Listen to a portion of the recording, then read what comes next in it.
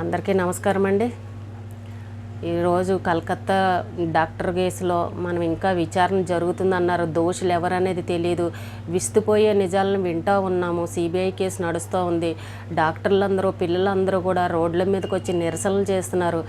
ఏంటి అనే విషయం ఇంకా తేలకముందే మరొకటి బొంబాయిలో జరిగింది. బొంబాయి లోకమాన్య బాలగంగాధర్ తిలక్ మెడికల్ కాలేజీలో ఇలాగే నర్సుకి ఒక పేషెంట్ యాక్సిడెంట్ అయిన పేషెంట్ని కొంతమంది తీసుకొచ్చి ఆ అమ్మాయి ట్రీట్మెంట్ చేసేటప్పుడు అంతా క్లీన్ చేసి చేస్తూ ఉంటే ఆ పేషెంట్ కూడా వచ్చిన వ్యక్తులు ఎవరైతే ఉన్నారో ఓ 4-5 ఉన్నారు. వాళ్ళు వచ్చి ఆ అమ్మాయిని మిస్బిహేవ్ చేయడం జరిగింది. చేతులు వేయడము, తాకడము, అదో రకంగా చూడడము, ఇలాంటివన్నీ చేశారట. చేసి ఆ అమ్మాయి అనుమానం వచ్చి ఇంకా అక్కడంతా కేకలు వేయడంతో అక్కడ అందరూ వచ్చి వాళ్ళని పట్టుకోవడం జరిగింది. వెంటనే పోలీసులకు ఫోన్ చేశారు. వెంటనే వాళ్ళు పోలీసులు పట్టుకోవడం జరిగింది. చూడండి, ఒకటి జరిగింది అని ఇంకా మనకు తేరుకోక ముందరే మళ్ళీ వెంటనే ఇంకొకటి జరిగింది అని అంటే అప్పుడు కూడా అంతే. చిన్నపిల్లల మీద అగత్యాలు జరిగినప్పుడు కంటిన్యూగా అవే లైన్గా జరిగాయి. ఓ పక్కన శిక్షలు పడుతున్నాయని చెప్తానే ఉంటారు, టీవీల్లో చూస్తూనే ఉంటారు, కేసులు పెట్టామని చెప్తూనే ఉంటారు. అయినా మళ్ళీ వెంటనే ఇంకొకటి జరుగుతుంటే ఇది అసలు వీళ్ళు మనుషుల మృగాల? ఇక రాత్రుల పూట ఇంకా హాస్పిటల్ మూసేయాల్సి వస్తుందేమో, షాపులు మూసినట్టు. జనాలకి ఇంకా వైద్యం చేయాల్సిన పని లేదు. ఇంకా అలా అయిపోయింది. భయపడే పరిస్థితి అయిపోయింది. ఆడపిల్లలు అసలు ఈ రోజున మెడికల్ కాలేజీలో కానీ, గవర్నమెంట్ హాస్పిటల్, ప్రైవేట్లో కానీ ఎక్కడ చూసినా నర్సులే 90% ఆడపిల్లలే ఉంటున్నారు. ప్రతి చోట వాళ్ళే వైద్యం చేస్తున్నారు. మరి అలాంటి పిల్లల మీద ఇలాంటి అగత్యాలు చేస్తుంటే అసలు ఇంకా వాళ్ళు ఉద్యోగాలు చేస్తారండి? ఇంక ఇంట్లో మానేసుకుని ఇంట్లో కూర్చోవాలా వాళ్ళు? మనకు వైద్యం అనేది వద్దా? ప్రజలకు సేవ చేసి వాళ్ళు అంత కష్టపడి మన ప్రాణాలను కాపాడుతుంటే అలాంటి వాళ్ళని జాగ్రత్తగా బతకనివ్వరా?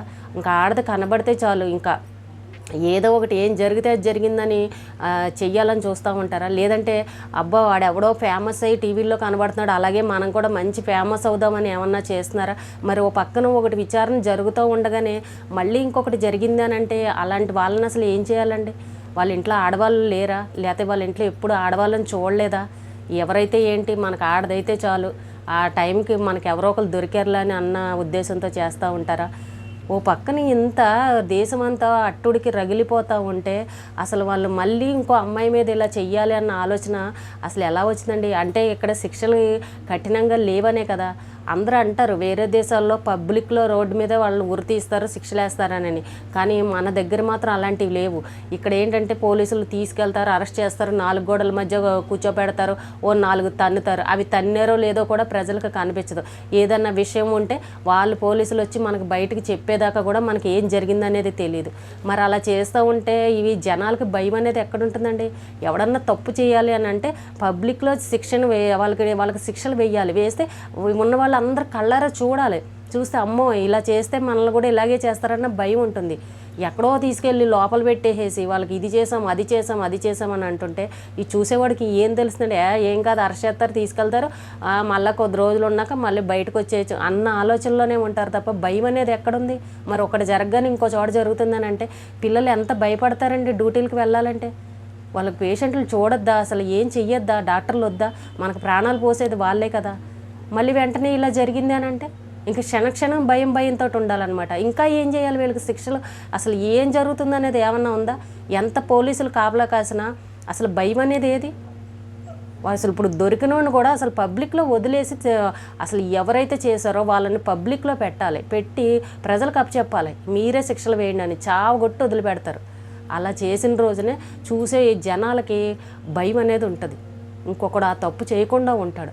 4 గోడల మధ్య వాడిని ఏం చేస్తే మాత్రం ఎంత ప్రయోజనం ఉంది? ఎవరికి తెలియట్లేదు లోపల ఏం జరుగుతుంది అనేది. అందుకే వీళ్ళు ఏం కాదు, ఇలాంటివి చాలా చూసేవాళ్ళే, లోపలికి వెళ్తారు, కొన్ని రోజులు బయటకు వచ్చేస్తారు అన్న ధీమా అయిపోయింది. అందుకే కదా మళ్ళీ జరుగుతూనే ఉన్నాయి. మనం బాధపడాల్సిన పరిస్థితి వస్తూ ఉంది. ఇదేంటంటే డాక్టర్ల మీద పడ్డారు. మొన్న సీజన్ అంతా చిన్నపిల్లల మీద అయిపోయింది, ఇప్పుడు డాక్టర్ల మీద పడ్డారు. అసలు ఆడవాళ్ళు అంటే వాడు పుట్టుక జన్మని ఇచ్చింది అని అంటే ఒక ఆడావిడే కదా, వాళ్ళ అమ్మ కూడా ఒక ఆడామే కదా. వాడికి గుర్తు లేదా? నన్ను కన్న తల్లి కూడా ఒక అమ్మే కదా, ఆడపిల్లే కదా. మరి అలాంటిది ఆడపిల్లల మీద నేను ఇలా ఎందుకు చేయాలన్న ఆలోచన వాళ్ళకి రాదా? బాబోయ్ ఇంకా వింటూ ఉంటే ఇంకా ఎన్నెన్ని చూడాల్సి వస్తుందా అనేసి భయం అయితే ఏర్పడింది. ఈవేళ పిల్లలు అసలు నిజంగా డ్యూటీలకు వెళ్ళాలన్నా కూడా ఇంకా భయపడే పరిస్థితి వచ్చేసింది. ఇంకా తేలలేదు పక్కన ఏంటనేది అందరూ సతమతం అవుతున్నారు, నిరసనలు చేస్తున్నారు, ధర్నాలు చేస్తున్నారు. అంత గందరగోళంగా ఉంది. నిన్న హాస్పిటల్లో కూడా అన్నీ ఆపేశారు. అయినా కూడా ఈవేళ మళ్ళీ ఇంకొకటి జరిగిందని వినాల్సి వస్తుంది అని అంటుంటే చూడండి ఎంత భయం వేస్తుందో. కాబట్టి వీళ్ళకి శిక్షలు ఇలా కాదండి, లోపల పెట్టి ఇంట్రాగేషన్లు చేస్తున్నాము, వాడికి శిక్షలు వేసాం, వాడికి కేసులు నడుస్తున్నాయి, వాయిదాలు నడుస్తున్నాయి. ఇది కాదు, ప్రజల ముందు పబ్లిక్లో చెయ్యాలి ఏది చేసినా. అలా చేసిన రోజునే ప్రజలందరూ కళ్ళు ఇప్పగించుకుని చూడాలి. ప్రతి ఒక్కడు వాడికి ఎలా టార్చర్ పెట్టారనేది అలా కళ్ళతో చూసినప్పుడే పక్కన వాడికి భయం అనేది ఉంటుంది. లోపల చేస్తే మాత్రం ఎవరికి ఏం తెలియదు. అలా చేసిన రోజునే వేరే దేశాల్లో దుబాయ్లో ఎక్కడో చేస్తూ ఉంటారు, అలా చెయ్యాలి. చేసినప్పుడే భయం అనేది ఉంటుంది. నిన్నే చెప్పుకున్నాం పాపం ఆడపిల్లలు నర్సులు ఎంత కష్టపడతారో, వాళ్ళు నిద్రలు మానుకొని ఎంత సిన్సియర్గా డ్యూటీ చేస్తారని. ఇంకా అలాంటి పిల్లలు కూడా వీళ్ళు ఎక్కడ వదిలిపెట్టట్లేదు. రాత్రిపూట ఆ టైం కూడా చూడండి, 3 గంటల టైంలోనే, అది కూడా రాత్రి. ఇక్కడ జరిగింది అదే టైము, అక్కడ జరిగింది కూడా అదే టైము. ఎంత భయం వేస్తుందండి అలాంటివి జరిగినప్పుడు. పిల్లల నిజంగా ఆడపిల్లలు కనాలి అని అంటే కూడా భయం పుట్టే ఇది అయిపోయింది ఈ రోజున. వాళ్ళు పెంచలేని పరిస్థితి. కళ్ళన్నీ అందరి కళ్ళు వాళ్ళ మీదే ఉంటున్నాయి ఈ రోజున.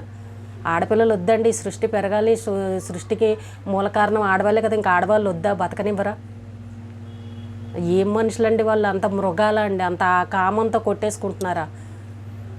వాళ్ళ ఇంట్లో ఆడపిల్లలు లేరా, వాళ్ళ మీద చూపించుకుంటే బాగుంటుంది కదా ప్రతాపాలు. ఏంటి తెలుస్తుంది వాళ్ళని, ఎవరైనా మా అక్క మా చెల్లెల్ని బయటోడు ఏమన్నా అంటే ఆ పెయిన్ అనేది ఎలా ఉంటుందో అప్పుడు వాళ్ళకి తెలియాలి. కానీ బయట వాళ్ళు అనేసరికి ఆడపిల్లలు, వేరే వాళ్ళ పిల్లలు అనేసరికి అది ఏం ఆనందం అండి, సునకానందంలాగా.